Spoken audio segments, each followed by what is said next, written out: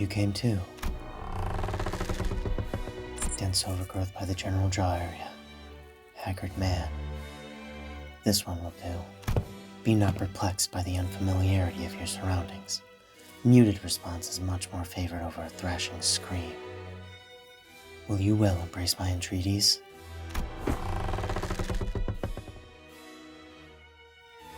Oh. Excuse me.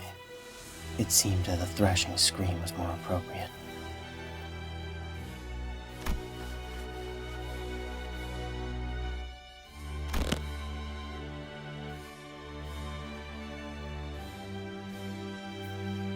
You have known such fickleness, as this demonstration must have reminded you.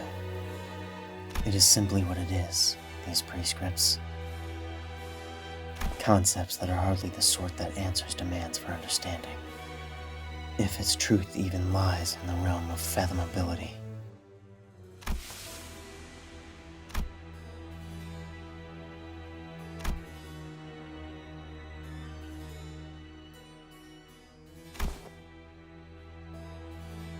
Indeed, you remain remarkably composed in spite of the circumstances.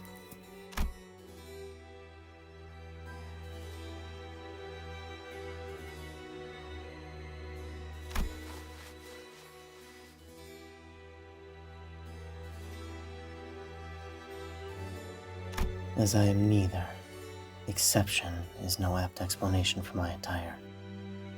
Now, let us proceed.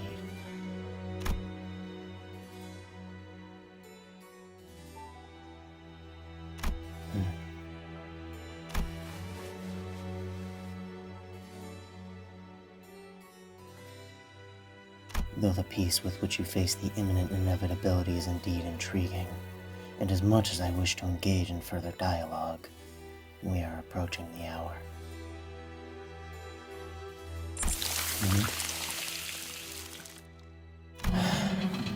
So be it. It seems that I am not alone in finding your attitude intriguing. You have bought 15 more minutes. No, 23. Hermes has gauged that the worth of your existence is increasingly meaningful. Well, what else could it possibly be but the city itself? For every prescript is written by the will of the city.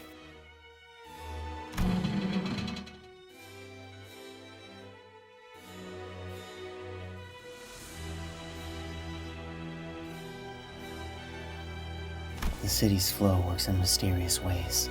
Its intent and will conveyed yet veiled from us.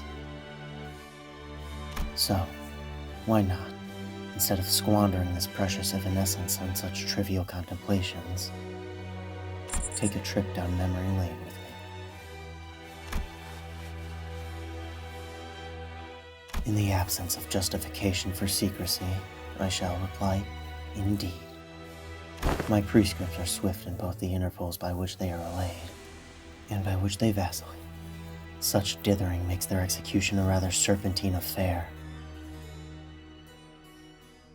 That is why I maintain a collection of sundry people in this basement, that I might need to select one of them with particular attributes that the prescript demands I find. Indeed, even such preparedness seems to have been ordained by the will of the city.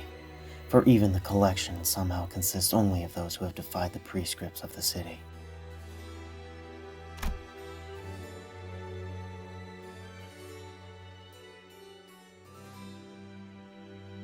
That is what I believe to be true, yes, lest I be cast as naught but an insane murder-kidnapper.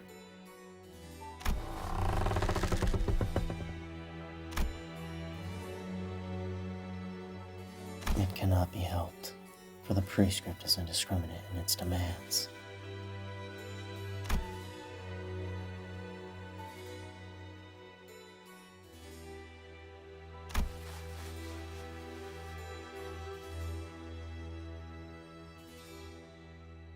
You have a daughter?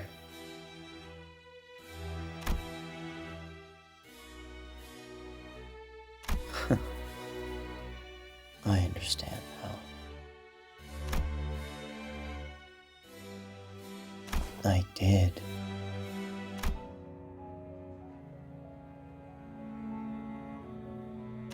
assumed correctly.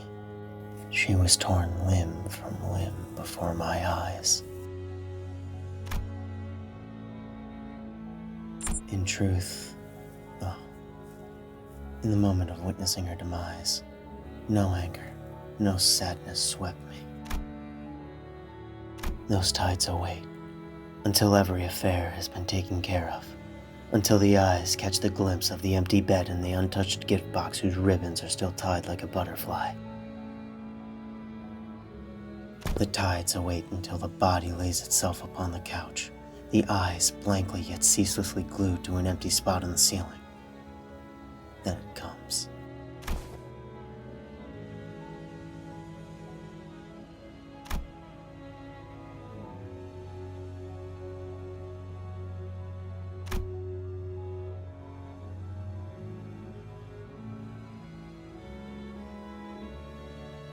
No. The husk. The empty husk it remains. It must have been a rainy season, a constant drizzle suffocating the air. Musty air. Gray room. A bit large for one person.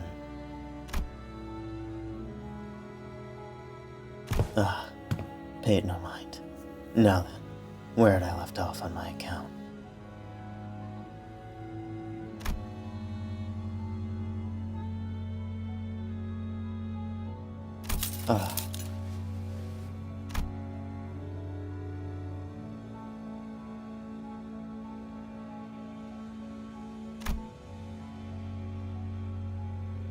No.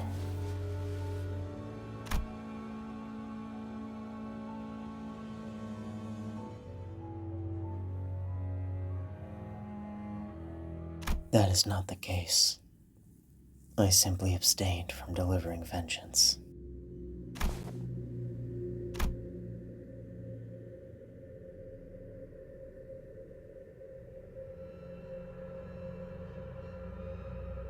There is no labyrinthine profundity in my words. I simply said that I abstained from taking revenge. I was occupied by sundry labors to which Hermes guided me. In truth, revenge had no crevice in which to take root, as the prescripts would come to me as would a multitude of raindrops after the passing of my family. My becoming a star of the city was not my intention. It was, perhaps, a result of leaving the southern spy half crippled. Perhaps that drew too much attention. In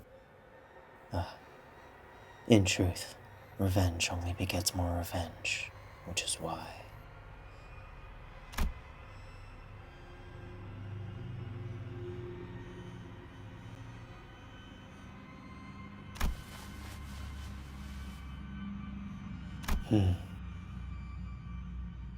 Well, I am afraid I do not see the necessity for an answer.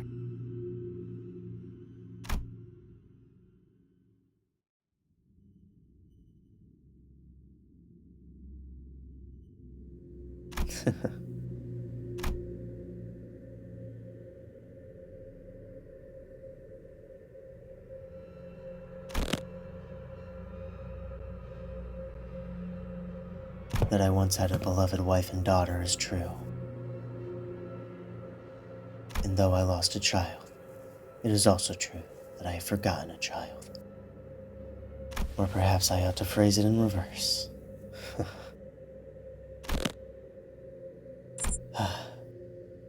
It is still far from sufficient.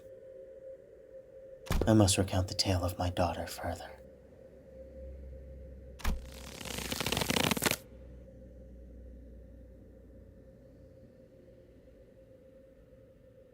Is your daughter possessed of abundant talent? Any father, naturally, might flatter himself that his child is gifted in all things. Yet I assure you, mine is unique. Tell me, you have heard of the Time Vault, have you not?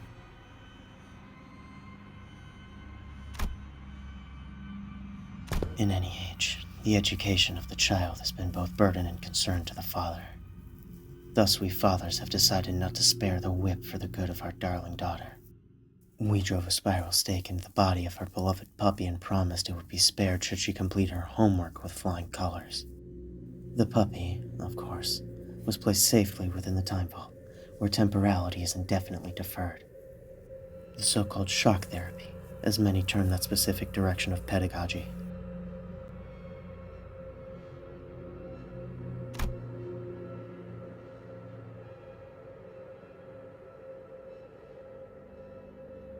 My darling daughter, being the clever, bright child she is, returned after swiftly completing her homework with nothing short of excellence.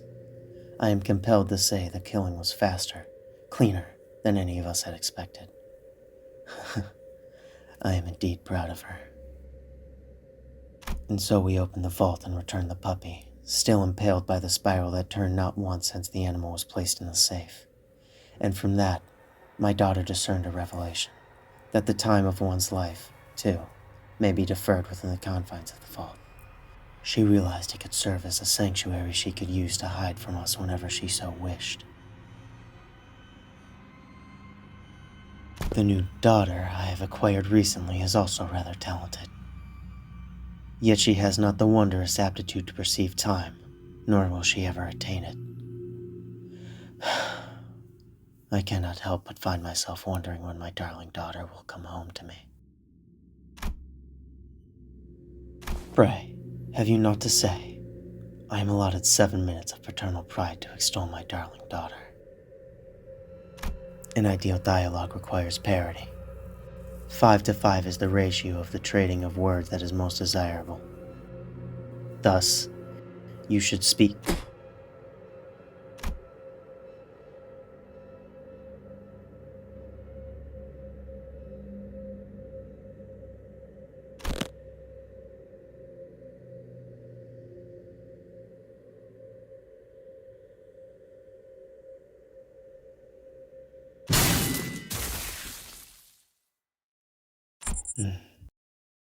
Then is then, and now is now.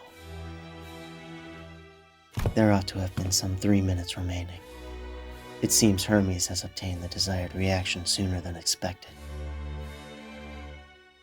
To produce such a length of a weapon, stabbing and killing the target before I could so much as swing it. I would have liked to hear more about your 5-year-old daughter. It did stir a tender sting in my heart with the recollection of my past daughter. As laughter escaped betwixt my lips. All my life, I have lived believing myself to be someone who moves only as the waves carry him. And yet, perhaps I had desired to provoke you thus, to compel you into a raging fury and to have you meet your demise with its roars. Yes, for all one knows, that could have been a yearning of my own, as the prescript would have been executed without resorting to a means such as this. Time to welcome back Miss Don Quixote now, is it? Then I must employ a gentler manner of speech. Let's see. My first words to her should be, "Has aught gone awry? You look as though you are sunken beneath a heavy gloom."